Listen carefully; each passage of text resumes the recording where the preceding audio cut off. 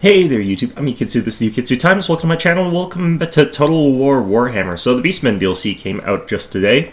I'm sure you've heard a little bit about them already, but we're going to start going through what they've got going for them. Now you'll notice some funny numbers for the heroes, and I'll go more into depth when I talk about the changes in this patch, because they're quite substantive, but we're not going to talk about them too much right now. All you need to know is that these are pretty normal prices for characters these days. With the price of characters, as you can see, increasing quite a bit across the board, except for this Goblin, which is now basically free. Yeah, for Beastmen over here, let's start off with their generic lords here. They've got the Beast Lord. He can ride around in a Razor Gore chariot. He has no flying options. You'll notice that this significantly drops his melee attack damage, his melee attack, his melee defense. So this is not really what I would call an ideal mount option for a lord like this. Definitely keep him on foot. He does have a pretty decent speed value. Now, abilities are toggleable in this version of it, and you can turn them off to decrease the price of your general. So this is the base cost of a Beast Lord, 1,100, which is a little bit above average, but you'll notice that he's got pretty high statistics, 100 armor, pretty good. Leadership is 70, speed 38, which is very fast for a foot infantry unit. Melee attack is quite high at 60, melee defense is pretty okay, mediocre, low for a Lord at 45. Weapon strength 450, which is on the high end. Very, very good charge bonus.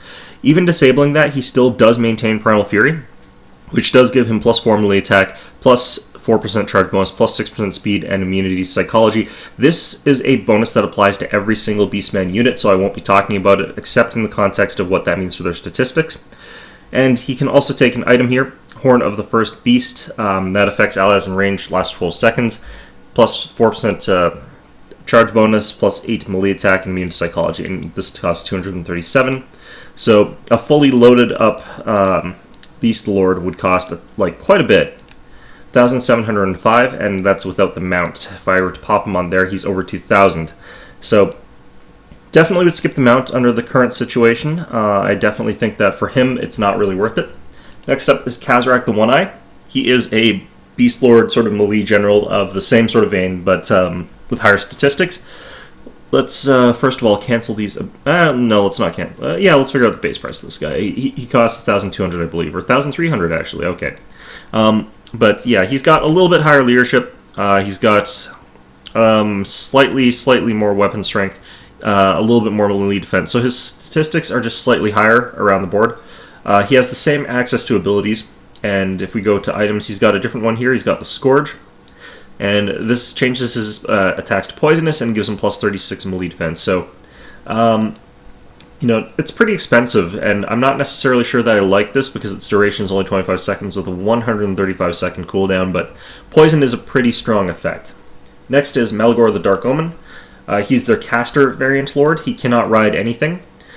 He's got something that Wicked This Way Comes, which is it affects every single unit in the game, minus 4 leadership for the enemies. Or effect range is actually 60. I thought that was a different one. Okay, Unholy Power, which means he gains his magic points back a little bit faster. Bestial Surge, plus 24% movement speed and plus 10% vigor. This is the Lore of Beasts, or Lore of the Wilds main effect, and this happens across the map. That was the one that happens across the map. And he's also got Arcane Conduit. So let's start taking off everything, and we'll figure out how much this guy costs in the end. You'll notice that you also have to pay for spells. So you've got, let's go into the spell browser for this part actually. You've got Viletide, which is just your sort of typical AoE explosion in an area. Now, they've reworked spells, so this might actually do significantly more magic than it used to do. There's Brave Scream, which is one of a few teardrop-shaped ones. Not necessarily sure how effective that one is. Now, I should probably actually also do this. Can extend the range, and you can do increased armor-piercing damage by overcasting it. This one can also be overcast for increased armor-piercing damage and extended cast range. Over here we've got Devolve. This is a little bit like a Fate of Bajuna. There's a higher chance that they'll resist it, but it also comes with a -8 to the leadership of the unit. I don't like the combination of those. Extended effect duration when cast with an over channel, which gives it such a long duration that it could end up being about as effective as something like a Fate of Bajuna. Alright, next up is Traitorkin. You can target, this is more like final transmutation. You can increase the damage, greater effect on speed. So the really nice thing about Traderkin is that Traderkin lets you catch up and kill a vital target or a character, stopping them from getting out of that sort of effect. So if you want to assassinate a general, you can use this with the Overcast. Costs all of your magic basically, but if you've got units chasing that guy and he's trying to disengage, you won't be able to because his speed is halved. So it's a very, very strong effect in that sense. Next up is Mantle of Gorok. You cast this on a friendly unit and it gets 58 melee attack and plus 44% weapon damage, but it causes damage to your own unit. I'm not 100% sure how close to killing your own unit it will be, but it does last 55 seconds, which is a huge amount of time. My suspicion is that this basically kills the unit.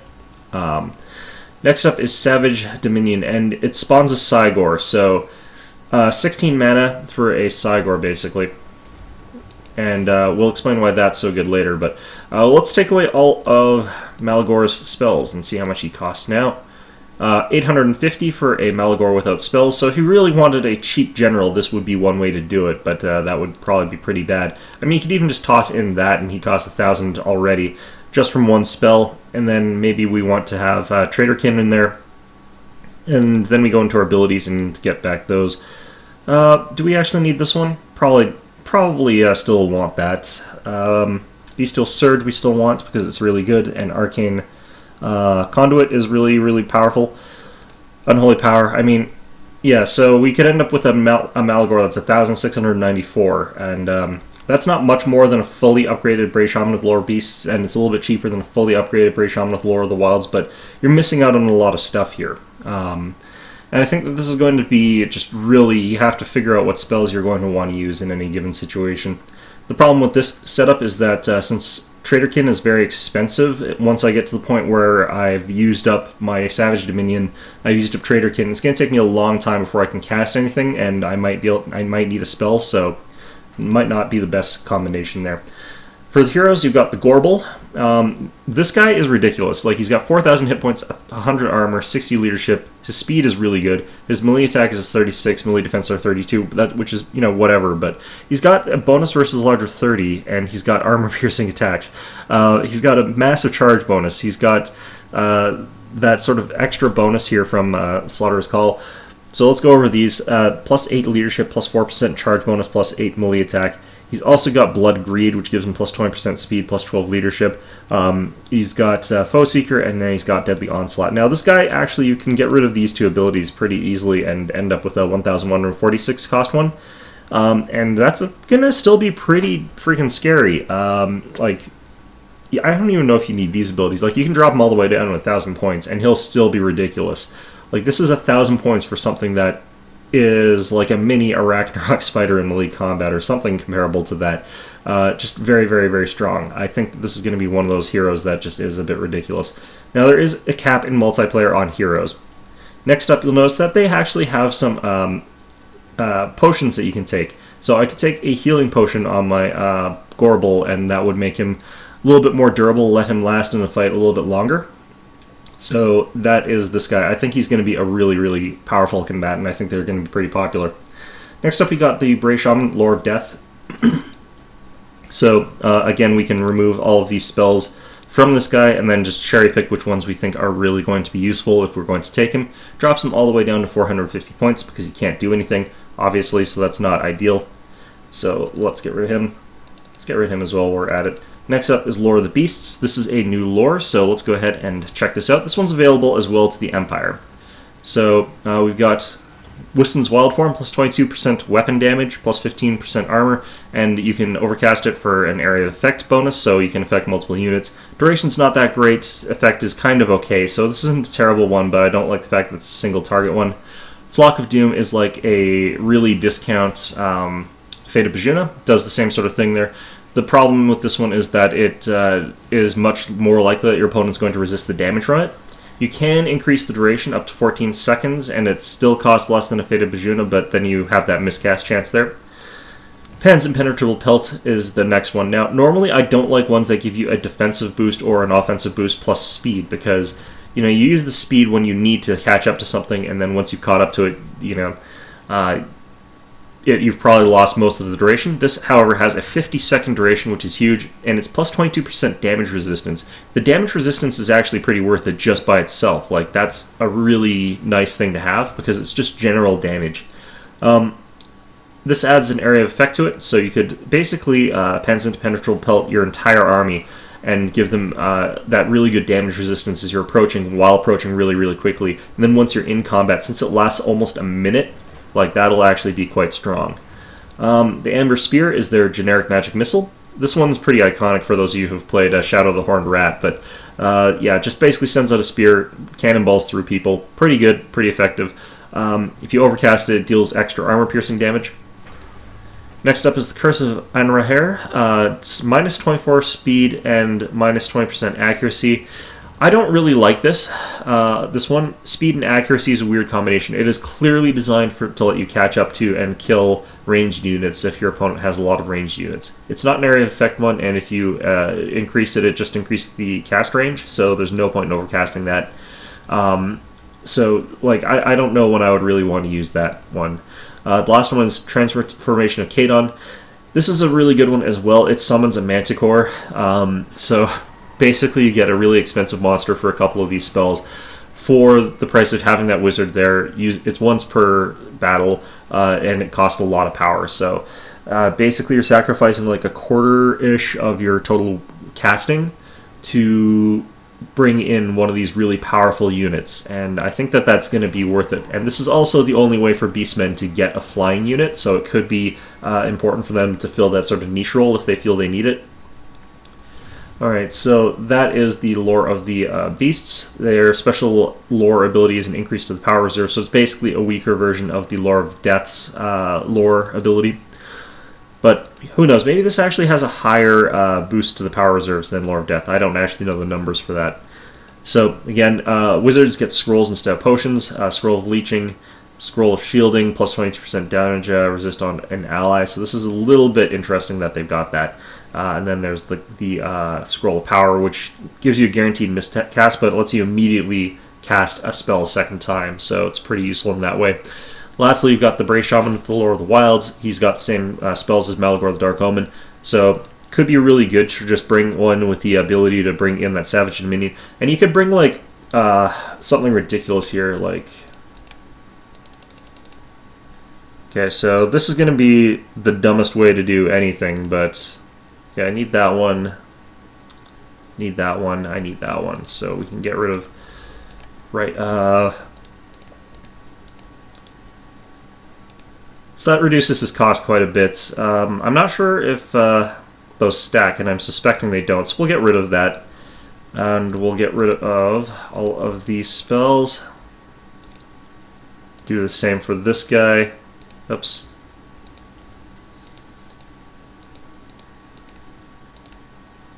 And then we'll do the same for this guy.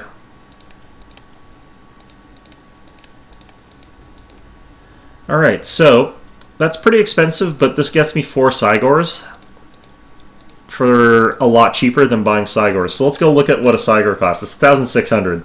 So each of these is like a half-price Cygor that I have to wait a little bit for. Anyway, so that's a cheese that you might be able to do. We'll find out if that's effective later. But for now, let's go on to the infantry finally. First one is the Ungor Spearherd. Now, these stats are slightly deceiving, remember. Their charge bonus is more like 13, their speed is more like 37, I think, and their melee attack is more like 26. So keep in mind that they do have those bonuses. But these guys are a little bit goblin-y. They've got lower weapon damage, but they have got that bonus versus large. They have got that large unit size, high hit point pool, very low armor, however, making them quite squishy. Their leadership's okay, their speed is very good. Their melee attack is actually honestly not that bad when you take into account their bonuses from the Primal Fury. So these guys can be used as a cheap shock unit, sort of get in there and do the fighting, but they can also be used to rear guard your army. They can use that sort of bonus versus large in their spears to try and tie up the enemy that are trying to get into your backlines, because they're quite cheap and they come in those large hordes that are harder to get past. So they can definitely be used for that purpose. You can also get the variant with shields. This is 100 points more for a unit like this, and this is a big cost increase for what is essentially +6 melee defense and a very poor missile block chance. So I don't necessarily know that this is worth 100 points. It's a little bit too much, I think. The next up is the Ungor Herd, and these guys are their basic infantry melee type. They've got shields, they've got poor armor, they've got slightly higher leadership, 55. Their melee attack is 26 as well. Their melee defense is 24, which is still pretty bad. They get a slightly increased weapon strength and charge bonus, but these guys are still pretty poor by contrast to most infantry. And considering they're only 60 points cheaper than the Gore Herd, I really don't understand the purpose of the Ungor Herds. Like, I can sort of see what the Ungor Spearmen and maybe even the Ungor Spearmen with shields are for, but next up you got the Gores at 500 points. These guys still have poor armor at 15, but their leadership and hit points are a little bit higher, making them a little bit more durable. They're also faster, meaning they'll get into melee without taking as many shots from arrows and stuff like that. Their melee attack is 28. Functionally, their melee defense is much higher at 32. Their weapon strength is 28, which is a lot higher, and they've got that lovely charge bonus of 18 there, making them pretty decent. These guys are the defensive variant of those sort of guys. Next up, we got the Gore Herds. These guys have got much more all-out offense at 36 offense, very high charge bonus, very high weapon strength at 30. For a 600-point unit, this unit actually is really good as a frontline shock trooper, were it not for the fact that they'll dissolve very, very quickly in a fight. Most of the army as well can be vanguard deployed, but I'm not going to focus on that too much right now. Last up, we got the Bestigor Herds. These guys are their heavy infantry. They're tough. They've got comparable stats to something like, say, the Black Orcs. They've got a lot of armor, good leadership. Their speed's a lot lower because of the armor that they've got there. Their melee attack is really good. Their melee defense is not that great. Their weapon strength is pretty okay there. Good armor-piercing damage, very high charge bonus. So these guys are your line breakers when you need to get through something heavily armored, tough. Same sort of role as the Black Orcs, same sort of thing as the Great Swords, anything like that. Next up, you got the Ungor Raiders as their sort of missile troop here. Poor armor, decent hit points, poor leadership, good speed for a ranged unit, low melee statistics as you would expect. But they've got a really low-ranged missile attack with low missile damage. It's just to fill in the role, basically, to make it so that they've got access to these. It lets them do a bit of skirmishing if they absolutely have to, but they're not really great at it, and they're overcosted for that role. So this is something that the Beastmen, I think, were supposed to be particularly weak at, not having great missile phases. So they just have these guys, and that's about it. Next up is Cavalry. Centaurs. It's a pretty mid-expense one. I'd compare it sort of to that 900-point units rather than anything cheaper. Even though, you know, they're 100 points cheaper for what I feel is a vastly inferior unit. Now, they have got some bonuses here, like they have got Primal Fury. They've also got Rowdy, which is plus 4 leadership and immune to Vigor. So these guys can run around the map quite well. They've got decent speed, but they've got low armor and hit points. Their leadership is okay at 60, but their melee attack and melee defense are nothing that special. Their weapon strength of 32 is pretty high, but it's not armor piercing or anything like that, and their charge bonus is pretty good, but I'm not 100% sure like what these guys would be best at, partly because like if you're getting a lot of rear charges against your enemy, then you're doing that sort of like tank and hammer and anvil strategy using your infantry, and Beastmen infantry do not look like they're all that great at holding up a line, so there is that to them. Centaurs with throwing axes are the next option here. These guys have decent melee statistics, but they give up some of them. They're a little bit more fragile as well, but they've got a ranged attack there. Very, very short range, but high damage. So you could consider these like any other throwing axe unit. Very, very strange split of things here. I would actually rather take the Chaos ones because they're cheaper. So they'd be the Chaos ones are worse at melee combat, but these guys just have a little bit more melee statistics that you probably don't want to be using with them.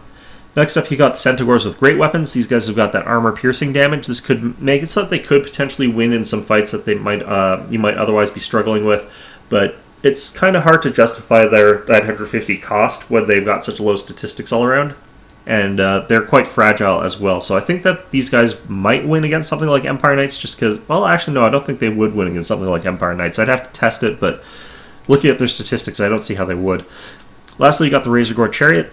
This is much like other chariots here. They've got that high armor-piercing damage, able to go around and deal that chaos and mayhem, but don't win in protracted or stuck in fights there. So they're pretty decent, but nothing too special. Now for the light cavalry role, this is what you would actually use, the Chaos Warhounds and the Chaos Warhounds with poison.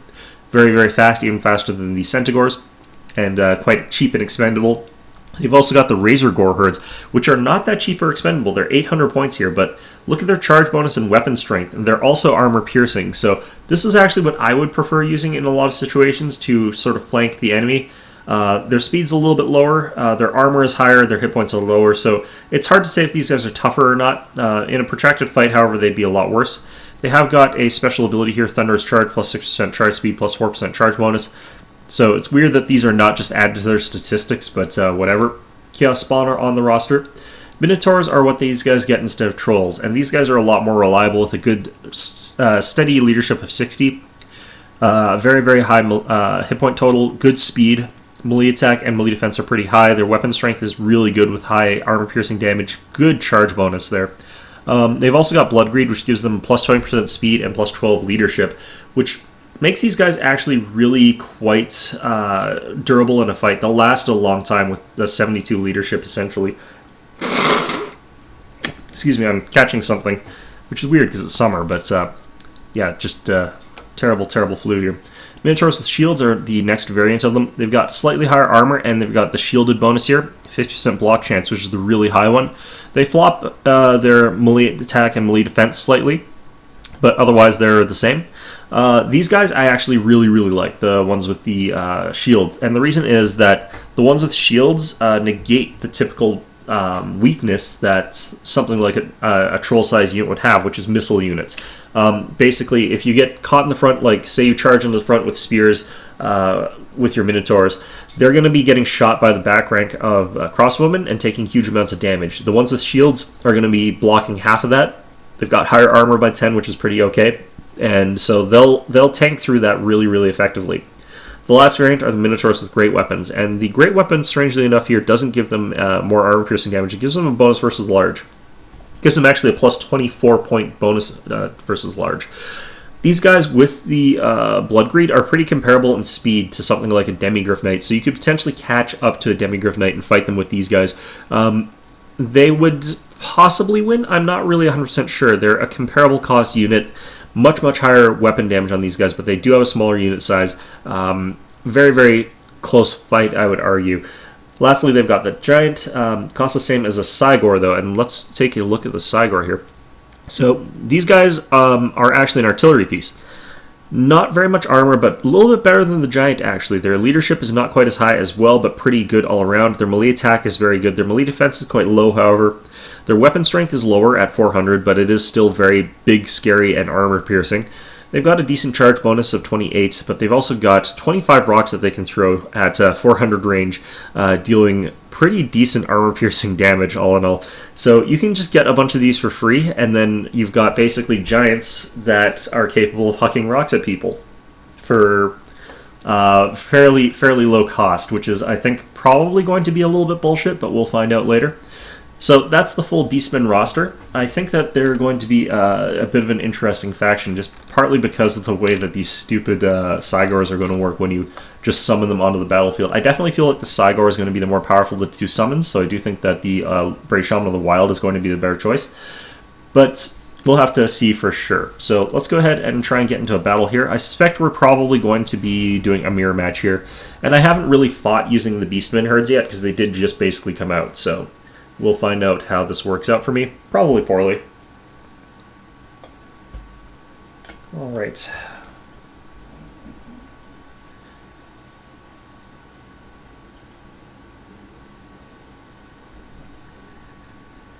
I think that one of the problems that I'm personally going to have with these guys, they don't really necessarily fit my playstyle. I am more sort of the form a solid battle line as the spine of your army sort of thing. These guys don't really follow that pattern. But we'll see how things go here. Alright, so we've got Glacial Lake, which is going to be a very wide open place here. Beastmen are the default now because alphabetical, so we're going to try this with Kazarak One-Eye as our general here. And we are going to stick with all the abilities. We're not going to change that. Going to take a Brave Shaman and a Gorbel. I keep saying Gorbel like almost like Goebbels. It's very, very similar sounding to me. We'll keep all the abilities there, but we will drop some of the spells. I don't really want Mantle of Gorok right now. I'm going to get rid of Bray Scream. Traderkin should be okay. Don't really want to take Devolve necessarily. Yeah, we'll get rid of Devolve, but we'll keep Viletide. So this has really dropped the price of our Bray Shaman quite a bit. But we spent a lot on characters here. These guys are quite expensive. For our main line here, we're going to take 5 units of the Gore Herd with shields. Looks like we're up against other Beastmen, so it's going to be interesting. If we are up against other Beastmen, I feel like I want to take Minotaurs with great weapons, kind of. But we'll hold off on that, maybe. I'm not actually 100% sure that my opponent is even, like, here. That happens sometimes. So we're going to take 2 units of Minotaurs. I think that feels like a pretty good amount there. We'll take 3 units of the Ungor Spearmen, just as a backline guard. I almost feel like I should be taking... Actually, no, let's not take the Gore Herds with shields. Actually, yeah, we'll take Gore Herds with shields as our front line here. Main sort of line infantry here. We got 2 Minotaurs, which is pretty good. What do I want to spend? Oh, we're up against the Empire, actually. Okay. So we will switch these out and take the Minotaurs with shields here. I do feel like they'll be a slightly better pick. And, yeah... Gore Herds with shields, yeah, definitely going to be the better choice, I think, against the Empire. Ungor is probably fine just using them as sacrificial units. I do feel like I kind of want some really fast cavalry, so we're going to go ahead and take a couple of these Chaos Warhounds. Actually, let's take the Poison Chaos Warhounds. Alright, and we got kind of funny points here because of the way that things work now, but... Alright, so we changed to 6 Gore Herds with shields. Let's go ahead and pop up some upgrades there. There we go. Alright, so we'll see how this works here. Minotaurs with shields, I've got high hopes for these guys, but we'll see how they work out. Alright, let's go ahead and hit start battle.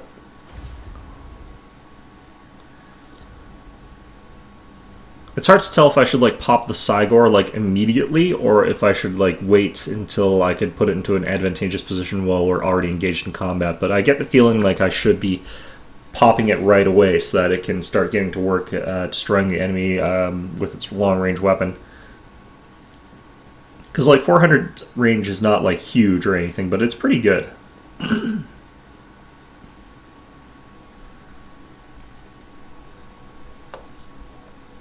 Alright, so we'll see how this goes.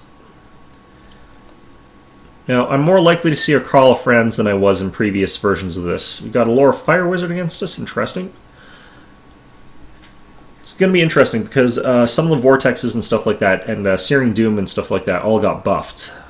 Apparently. I haven't done enough testing to figure out exactly just what happened there, but apparently a lot of the direct damage spells that affect an area rather than the missiles got buffed. Maybe the missiles got buffed as well, I don't really know. Wouldn't surprise me if they widened the arc of them a little bit because holy crap are they ever narrow sometimes. Alright, they've got a Lore of the Heavens wizard as well. I do believe Comet of Cassandor also got buffed, which is good because I hated that spell. It was so weak.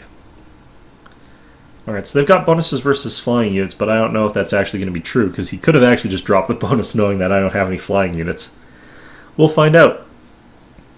It is interesting that he's chosen to take 2 different wizards. But maybe he's just trying out the changes.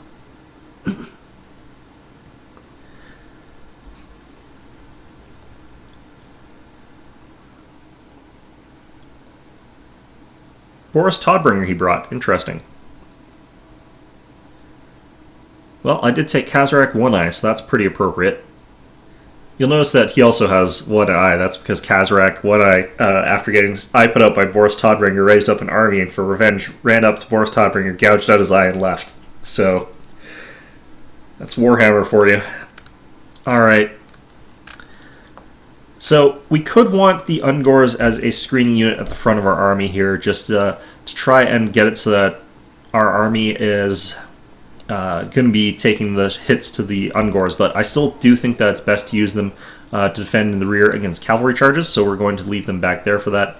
Now Now, the Gorbel actually could be really good at countering a cavalry charge in our backline if it's not Demigryph Knights with Halberds, and Demigryph Knights with Halberds did get nerfed, so we could potentially have an easier time killing them. On the other hand, that might be a really bad idea, so we'll find out. Alright, so we don't have enough mana off the bat for either a Traderkin or the Savage Dominion, so that's going to suck, but let's go ahead and group everybody up together. Now, I'm wondering if we're going to see the statistic changes from... Yeah, so we've got 53 leadership and stuff like that. We've got... I'm not actually sure whether we're seeing... No, we're not seeing the statistics from the auras and from the lore buffs. I wish they would add that to the UI. Alright, so have they got cannons here? Yeah, they've got mortars. Alright, well, whatever.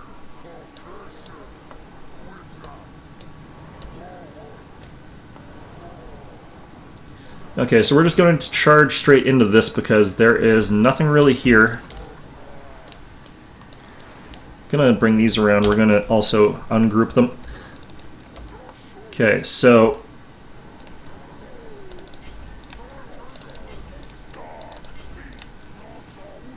we'll probably have to charge like that.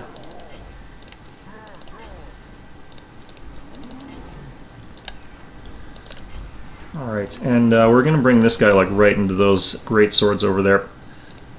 Have we got enough mana for... Not quite. Come on, one more. I'm going to just pile those guys into there. I don't really care what they do. Alright, we can finally get this.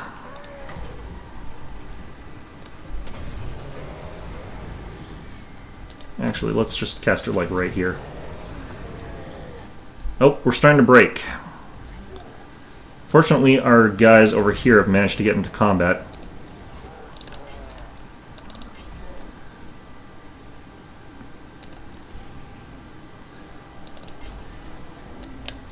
Alright, so let's get these guys back around. Minotaurs have done an absolute beast job of destroying these greatswords. Our Gorbel is in combat with the other ones. Okay, I need to spread these guys across the line a little bit.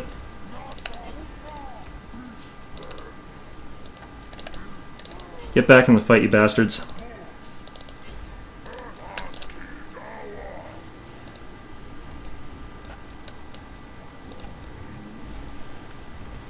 Alright, so our Minotaurs are starting to take a bit of a beating, but nothing too bad. Looks like we're getting into some of his ranged units finally. Alright, let's Arcane Conduit. I don't see any clumps that I really want to Vile Tide, so we're going to leave that be for a second here. A lot of the enemy routing here, which is good. Whatever that is gone. Feral Manticore. So he had another wizard there with the Lore of the Wilds. Interesting. Alright, no, actually we're not done with these guys yet. Where's our Gorbel? Alright. Alright, we've got enough for a Traderkin that we can pop down on Boris Todbringer here.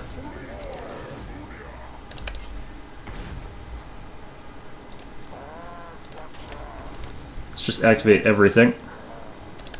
Kind of want to get old One Eye over there. Todbringer barely took any damage from that, actually, and it's a 53-second cooldown. Wow, that's pretty bad. Alright, let's drop this here, see what that does.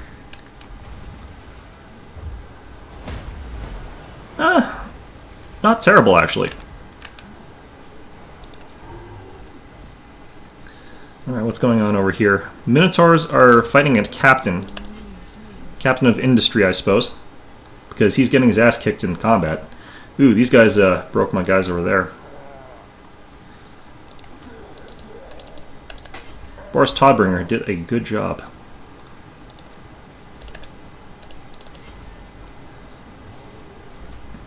Alright, so...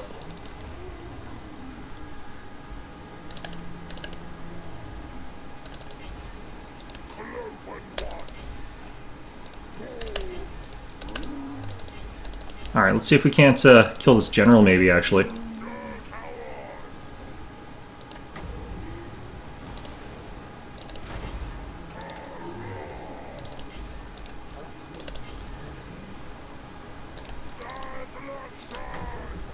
It looks like my opponent is fully off the field now. So that was a pretty good rush. Let's check our statistics at the end of this battle. Alrighty here, so... yeah, we got the Empire General, actually. Amber Wizard. Okay, so they're just showing me random crap at the beginning of that, because I was wondering, it's like, he's not using any fire spells. He's not using any celestial spells. What's going on here? So that was a little bit weird. Anyway, let's see here. Yeah, our Gorbel got 70 kills. Like, that is ridiculous. We got 82 kills on one of our Minotaur units, 68 on the others, so those are pretty good values. Especially because I was throwing them into things like greatswords. And these greatswords barely got any kills there because of that.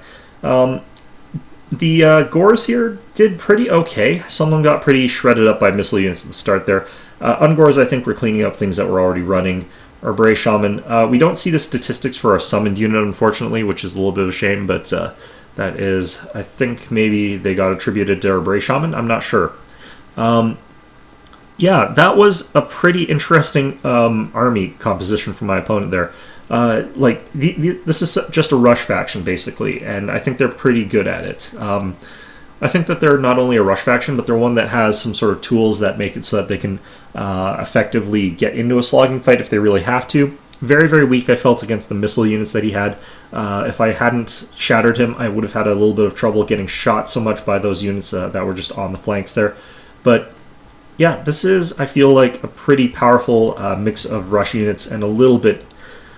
almost, I think, a little bit strong in some respects. A little bit too strong in some respects. But really, really like the Minotaurs with Shields unit. They were getting shot at by a lot of the crossbowmen and so on and so forth, which is normally the counter to this type of unit, but they were not dying to that at all.